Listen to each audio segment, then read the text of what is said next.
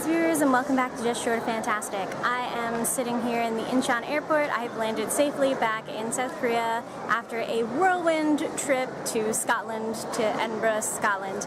And I'm just sitting here waiting for my phone to charge up, and then I will be taking the ARX train into Seoul, where I will transfer to the subway, and then get my KTX train down to Yosu. It has been a very long journey from Scotland, but I'm doing okay. I flew KLM, and oh my goodness, the food on that flight was so good. Like, I was blown away. So good. Highly recommend KLM Airlines, Royal Dutch Airlines, if you're ever flying to the EU.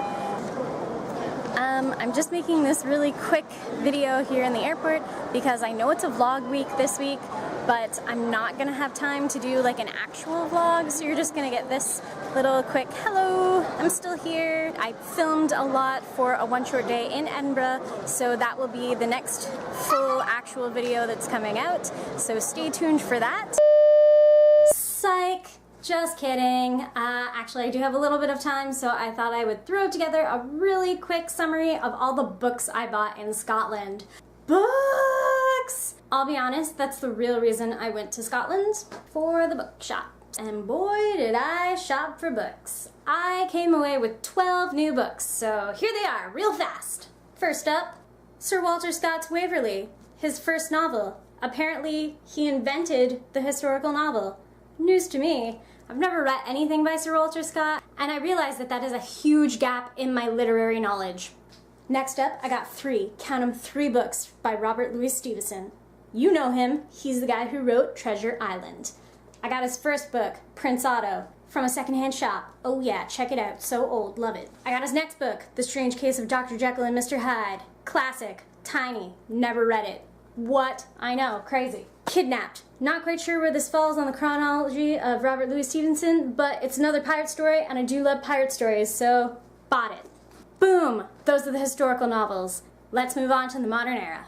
I went into an amazing bookshop called Lighthouse, which advertised itself as a political and non-mainstream author bookshop, and it was amazing. The woman who was working there offered me a free cup of tea. I bought 5 books there. The Refugees, by a Vietnamese author whose name I am not even going to try to garble. I am sorry, but I am very excited to read this book. The Accusation, author unknown because it was smuggled out of North Korea. Next, The Hate U Give by Angie Thomas. I've been hearing a lot of great things about this book, so I had to pick it up.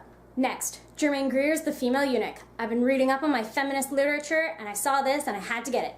Speaking of feminists, Ursula K. Le Guin wrote a lot of cool science fiction and fantasy. I'm adding to my collection with The Lath of Heaven. I don't know if you know, but Jeanette Winterson is an amazing lesbian author, and she's part of this new initiative with famous authors to retell Greek myths. This, as you may or may not be able to tell, is the story of Atlas and Hercules.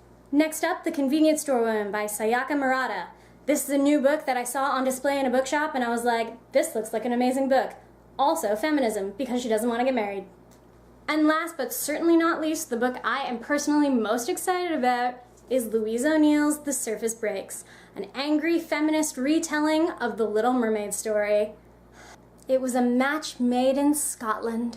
Good thing I bought all those books now that I'm in Korea, because it is so hot and humid outside, I'm never leaving my apartment. So I'll just stay here with the aircon and read all my new books.